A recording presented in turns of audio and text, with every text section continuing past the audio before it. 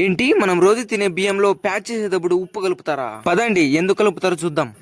మనం రోజు తినే బియ్యము ఇక్కడ నుంచి ఇలా ఎలా మారుతాయో చూద్దాం పదండి.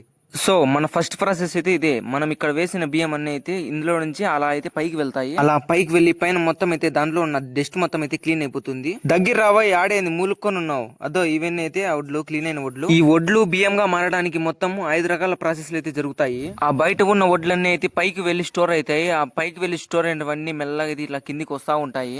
ఇదైతే ఫస్ట్ ప్రాసెస్.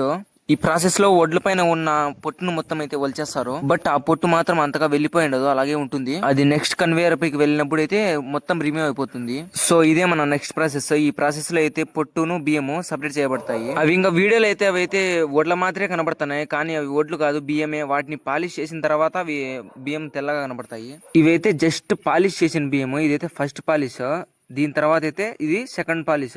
ఈ పాలిష్ లో బాగా వైట్ కనబడుతుంది చూడండి బియ్యము. ఇదైతే మన లాస్ట్ ప్రాసెస్. ఈ ప్రాసెస్ లో అయితే కంకులు ఒక పక్కన, బియ్యం ఒక పక్కన అయితే సపరేట్ అవుతాయి. ఇంకా లాస్ట్ కి అయితే మనము సంచులు అయితే ప్యాక్ చేసుకోవాలి. ఆ సంచులకి ఉప్పు ఎందుకు వేస్తారంటే బియ్యానికి పురుగులు పట్టుకోకుండా ఉంటాయి, అందుకే ఉప్పు వేస్తారు.